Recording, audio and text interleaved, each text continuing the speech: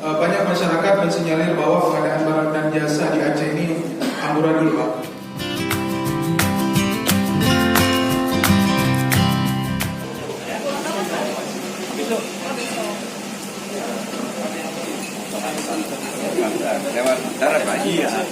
Banyak masyarakat mensinyalir bahwa pengadaan barang dan jasa di Aceh ini amburadul, Pak. Terbukti beberapa waktu lalu bahkan KPK juga melakukan OTT di Aceh. Dan sampai sekarang sepertinya ini belum menjadi pembelajaran yang signifikan buat birokrasi dan pemerintahan di Aceh antara legislatif dan eksekutif. Kita ingin menanyakan kepada KPK mencium apa terkait pengadaan barang dan jasa di Aceh? Apakah ini menjadi skala prioritas atau mungkin KPK memang menyasar Aceh?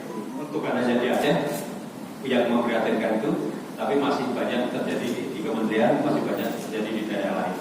Ya. Masih monitoring Aceh sendiri bagaimana? Sebetulnya kalau nanti Anda bisa tanya Pak Pulung ya di situ, kita mempunyai yang namanya FGP, monitoring apa? Nah, jadi di situ nanti ada tergambar mengenai pengadaannya seperti apa, kemudian pengawas internalnya sudah diperbaiki atau belum, kemudian juga planning and budgetnya sudah dilakukan atau belum.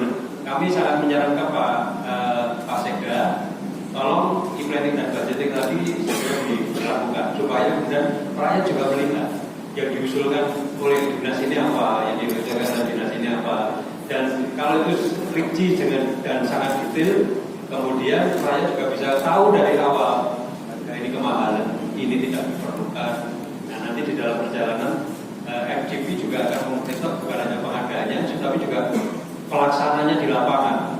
Jadi kalau ada jalan yang belum umurnya belum selesai sudah rusak atau ada apa, itu nanti FGP yang akan melaporkan itu. Jadi kita betul rakyat itu terlibat dalam pengambilan keputusan maupun dalam layanan-layanan yang diberikan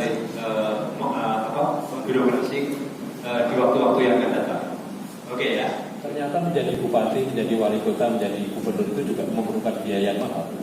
Nah ini oleh karena itu kita kemudian dengan LIPI, dengan partai politik mulai merancang sistem pemilu ke depan yang seperti apa yang lebih baik supaya tidak memerlukan biaya tinggi tadi. Dan di dalam kesempatan hari ini ingin menyampaikan MOU kita itu terkait apa?